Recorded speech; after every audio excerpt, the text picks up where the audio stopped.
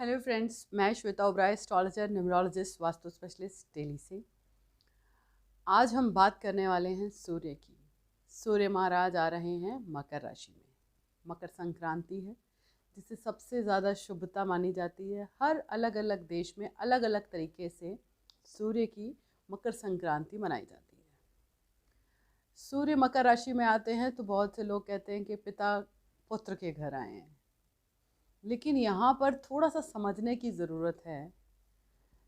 कोई भी ग्रह अगर रिजल्ट देता है तो वो नक्षत्रों के थ्रू देता है, और शनि महाराज मकर राशि में हैं ऑलरेडी। पिछले 2-2.5 साल से हम देख रहे हैं उनके प्रभाव को भी। अब अगर हम ये कहें कि पिता पुत्र के घर ही आया है, लेकिन अपने पुत्र से मिलने नहीं आया है, तो कैसा रहेगा? बड़ा अजीब सा सवाल है ये, लेकिन इसे डीपली अगर मनन करेंगे तो आप जानेंगे कि सच में यही चीज़ हो रही है। शनि महाराज अपनी राशि में हैं, लेकिन उनका प्रभाव कहीं चलता हुआ नजर नहीं आ रहा। कार्य प्रणाली बिल्कुल ठप है। जिस तरह से लोग चाह रहे हैं उस तरीके से काम नहीं हो रहा। कईयों के व्यवसाय बदल के, जब शनि महाराज अपनी राशि में थे और काल पुरुष की कुंडली में वो कर्म स्थान पर पड़ती है, तो लोगों के व्यवसाय चेंज क्यों हुए? वो तो स्थापित हो जाने चाहिए थे। ऐसा हुआ नहीं।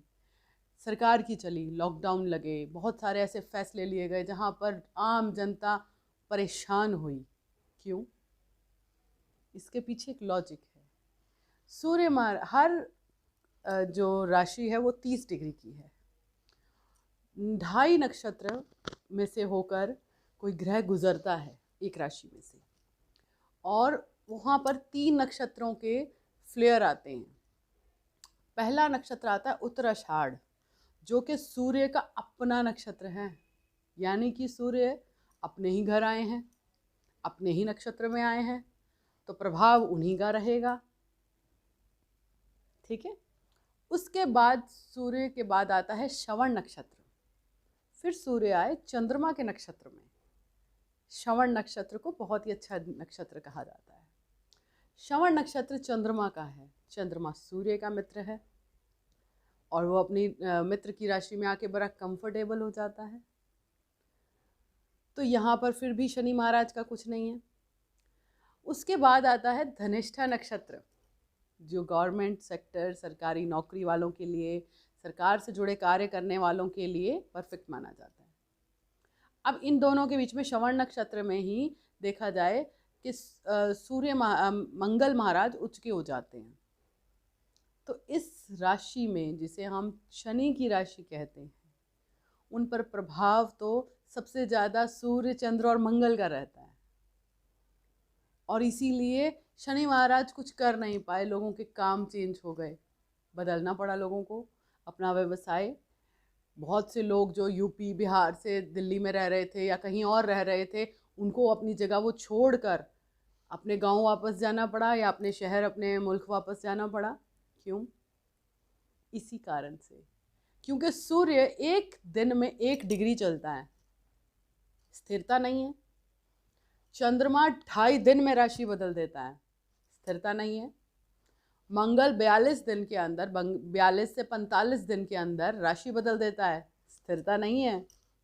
स्थिरता तो शनि महाराज देते हैं। इसीलिए तो पुष्य नक्षत्र में किया गया हर कार्य हमेशा के लिए स्थापित हो जाता है। तो ये चीज़ बड़ी डीप है। अगर आप इसे समझेंगे तो आपको बहुत आनंद आएगा कि वाकई में ये चीज़ तो हो रही है। इसीलिए शनि महाराज की मूल त्रिकोण राशि कुंभ है, मकर नहीं है, और वो लाभ के स्वामी है। 10वें घर में जो कर्म किया उसका फल उन्होंने कुंभ राशि में आके देना है। तो अब सावधान होने की ज़रूरत है। शनि महाराज अप्रैल में राशि बदलेंगे। खैर, अभी हम बात कर रहे हैं सिर्फ सूर्य महाराज की, और सूर्य महाराज के क्या प्रभाव रहेंगे आपकी राशि के अनुसार, अब हम ये जानेंगे। जिनकी सूर्य की दशा चल रही है उनको इस गोचर का ज़्यादा प्रभाव मिलने वाला है। अपनी कुंडली में चेक करें कि आपका सूर्य किस राशि का है। अगर तुला राशि का है तो नीच का है, अगर मेष राशि का है तो उच्च का है, अगर सिंह राशि का है तो बहुत स्ट्रॉन्ग है, और अगर मकर राशि का है तो भी बहुत अच्छा है, क्योंकि वो होंगे तो कहीं ना कहीं सूर्य, चंद्र और मंगल के नक्षत्र में, तो प्रभाव अच्छा ही रहेगा। चलिए, ये एक सूक्ष्म हमने जाना कि क्यों प्रभाव किस प्लेनेट का रहा। ठीक है, बेशक कहते हैं कि पिता पुत्र के घर आए हैं, ये बिल्कुल इस तरीके का है कि पिता ने कहा कि मैं पुत्र के घर आ रहा हूँ, लेकिन उसने कहा कि मेरी मीटिंग है, मैं तुम्हारे साथ वाले घर में आ रहा हूँ, वहीं मिल लेना। ठीक है ना। या यूँ समझ लीजिए कि आपके किराएदार के घर में एक ऐसा गवर्नमेंट ऑफिसर है जिसकी सीधी जान पहचान किसी मंत्री से है, अब वो मंत्री उसके घर आ रहा है, घर बेशक आपका है, लेकिन प्रभाव किसका है? उस इंसान का जिसका वो मित्र है। तो आप क्या कहेंगे? मेरे किराएदार के घर में आया?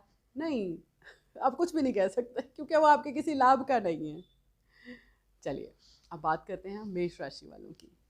मेष राशि वालों के लिए सूर्य महाराज पंचमेश हैं और दशम भाव में आ रहे हैं। पंचम हमारा ज्ञान है, हमारे पिछले जन्म के कर्मा हैं, हमने क्या सीखा, हम किस तरह का करियर डिसाइड करेंगे, और उस करियर का जो हमने सब्जेक्ट चुने उसका हम कार्य कर पाएंगे या नहीं। तो जब कोई पंचम का लॉर्ड दशम में आता है तो कहीं ना कहीं जिस चीज़ की पढ़ाई की होती है उसी चीज़ का लाभ मिलता है। तो इस समय में जिन्होंने एग्ज़ाम देने हैं और उनका मेष राशि है, तो उनको ये अच्छा रिजल्ट मिलने वाला है कि उनको अपने दिए हुए इंटरव्यू या एग्ज़ाम के अच्छे रिजल्ट मिलेंगे। तो मेष राशि वालों के लिए ये गोचर शुभ है। अब बात करते हैं वृषभ राशि वालों की।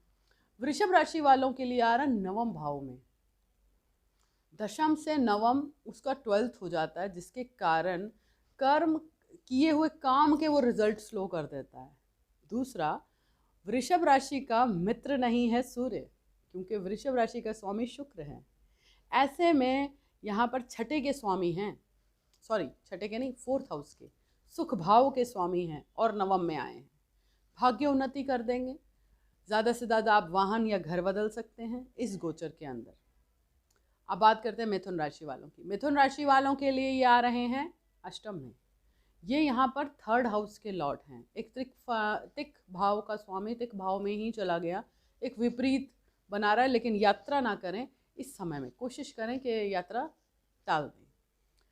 अब बात करते हैं कर्क राशि वालों की। कर्क राशि वालों के लिए आ रहे हैं 7th हाउस में, स्पाउस के घर में। यहाँ धन भाव का स्वामी स्पाउस के घर आया, यानी कि जीवन साथी या पार्टनरशिपिंग से आपको फ़ायदा हो रहा है, ये कह सकते हैं। तो ये गोचर एक अच्छा है, पर हेल्थ इशू में थोड़ा सा रह सकता है जीवन साथी के, तो उनका ध्यान रखें। अब बात करते हैं सिंह राशि वालों की। सिंह राशि वालों के लिए ये आ रहे हैं छठे घर में। छठे घर में इनके पड़ती है मकर राशि। अब लग्नेश छठे घर में आ गया तो इसका मतलब है कि थोड़ा सा हेल्थ इशू दे सकता है, तो अपनी हेल्थ का ध्यान रखें। कोशिश करें कि इस समय बाहर का खाना वाना ना खाएं। सर पर चोट लगने का रह सकता है, क्योंकि लग्नेश है और सर को रिप्रेजेंट करता है, तो सर में दर्द रह सकता है, इस समय में थोड़ा ध्यान रखें। कन्या राशि वालों के लिए 12th के लॉर्ड हैं और आ गए हैं पंचम में। 12th का लॉर्ड खर्चा, हॉस्पिटल या आपके विदेश का कारक है और पंचम में आए हैं, तो पंचम में आके संतान को कहीं ना कहीं कष्ट दे सकते हैं। तो इस समय में अपने बच्चों का ध्यान रखें। और अगर आप किसी तरह के एग्ज़ाम वगैरह देना चाह रहे हैं, इस समय में सोच रखें आपने कुछ एग्ज़ाम वगैरह, तो उसमें थोड़ा सा अभी टाइम ले लीजिए, आप अपनी प्रैक्टिस पूरी रखिए, ठीक है ना, क्योंकि खर्चे के कारक हैं और थोड़ा सा मेंटली इलनेस दे सकते हैं, परेशान कर सकते हैं, तो इमोशंस में थोड़ा सा कंट्रोल कीजिए इस समय। अब बात करते हैं तुला राशि वालों के लिए। तुला राशि वालों के लिए आ रहे हैं 10वें घर, सॉरी 4th हाउस में, चौथे घर में। यहाँ पर ये लाभ के स्वामी हैं और 4th हाउस में आ रहे हैं, लाभ दे रहे हैं, लेकिन आकर चौथे घर में बैठ गए हैं। और चौथा घर है आपका प्रॉपर्टी का काम हो, आपका ट्रांसपोर्टेशन का काम हो, आपका गाड़ियों का काम हो, तो इस तरह के काम में तो आपको लाभ दे ही देंगे। तो इस समय में ये गोचर आपके लिए भी शुभ रहने वाला है। अब बात करते हैं वृश्चिक राशि वालों के लिए। वृश्चिक राशि वालों के लिए दशमेश हैं और आकर बैठ गए हैं आपके 3rd हाउस में, तो घर से बाहर थोड़ा सा यात्रा करने का योग बन सकता है और यात्रा सुखद रहेगी। और 10वें घर के क्योंकि केंद्र का स्वामी है और 3rd हाउस में आया है, तो कोशिश करें इस समय में यात्रा करें तो बहुत ध्यान से करें। अब बात करते हैं धनु राशि वालों के लिए। धनु राशि वालों के लिए 9वें भाव के स्वामी हैं और कुछ धन भाव में आ रहे हैं, यानी कि कोई पीछे लंबी आपने इन्वेस्टमेंट कर रखी हो, कोई एफडी के रूप में या कोई प्रॉपर्टी के रूप में, तो वो अब आपको अच्छा फ़ायदा दे सकती है। तो ये गोचर आपके लिए भी अच्छा है, क्योंकि भाग्येश हैं सूर्य। तो भाग्येश केंद्र और त्रिकोण के स्वामी जहाँ जाते हैं उस भाव को की भी पॉजिटिविटी को बढ़ा देते हैं। तो ये गोचर आपके लिए भी शुभ है। अब बात करते हैं मकर राशि वालों के लिए। मकर राशि वालों के लिए अष्टमेश हैं और लगन में आ रहे हैं। अष्टमेश कहीं ना कहीं सडननेस देता है, सडनली बहुत अच्छा, सडनली कोई ऐसी परेशानी। जीवन साथी का घर है और ससुराल का पक्ष है, तो कहीं ना कहीं ससुराल पक्ष में या जीवन साथी से कनेक्टेड ही रिजल्ट देगा। तो कोशिश करें इस समय, अगर उनको हेल्थ इशू है तो उनकी आप टेक केयर करें। अब बात करते हैं कुंभ राशि वालों की। कुंभ राशि वालों के लिए 7th के लॉर्ड हैं और 12th हाउस में आ रहे हैं, तो कहीं ना कहीं स्पाउस को हेल्थ इशू दे रहे हैं। स्पाउस के मूड को थोड़ा सा स्विंग करेंगे इस समय में। तो कोशिश करें इस समय में अपने जीवन साथी को सपोर्ट करें, उनकी हेल्थ को लेके आप सपोर्ट करें, ताकि उनकी हेल्थ इस गोचर के दौरान आपको परेशान ना करे। अब बात करते हैं मीन राशि वालों की। मीन राशि वालों के लिए छठे घर के स्वामी हैं और आ रहे हैं लाभ भाव में। तो कहीं ना कहीं छठम से छठे से छठा भी देखा जाए तो 11th हाउस ही आ जाता है। मल्टीप्लाई कई बार परेशानियों को भी करते हैं और परेशानियों से कई बार लाभ भी देते हैं। यानी कि अगर आपका कोई कोर्ट केस चल रहा है या कोर्ट से संबंधित कोई ऐसा फैसला आने वाला, तो वो आपके फेवर में आ सकता है या आपसी रजामंदी से आप उसको सॉल्व कर सकते हैं। ये गोचर आपके ऊपर तब ज़्यादा प्रभावशाली रहेगा जब आपकी सूर्य की दशा या अंतर्दशा या प्रयंतर दशा भी चल रही हो। सूर्य हड्डियों के कारक हैं, हमारे शरीर में विटामिन डी के कारक हैं। इसलिए अगर सूर्य से कनेक्टेड कभी कोई इशू आता है तो हमेशा बोन्स या स्किन को विटामिन डी की ज़रूरत होती है, तो स्किन पर प्रॉब्लम आ जाती है, बोन्स में बेन होने लग जाता है। तो इन सब के लिए अब आपको मैं आज एक उपाय भी बताऊंगी, क्योंकि मकर संक्रांति आ रही है। मकर संक्रांति वाले दिन आप अगर तिल के बने हुए लड्डू अगर आप गाय को खिलाते हैं तो ये बहुत एक अच्छा प्रभाव आपके लिए रहेगा। और अगर आप मंदिर में भी तिल के लड्डुओं का वितरण करते हैं, लोगों को खिलाते हैं, तो वो भी बहुत अच्छा रहेगा। साथ ही सूर्य को जल चढ़ाएं और तिल के तेल का दिया उनको ज़रूर दिखाएं, और उनके जो जल चढ़ाएं उसमें भी तिल ज़रूर डालें। और ओम घनी सूर्याय नमः का आप पाठ करें, ताकि सूर्य से कनेक्टेड आपको जो भी इशू अगर हो तो वो सॉल्व हो जाए। सूर्य आत्मा है, सूर्य पिता है, सूर्य सभी ग्रहों को ऊर्जा प्रदान करते हैं, और सूर्य का पॉजिटिव रहना ही हमारे अंदर का कॉन्फिडेंस है।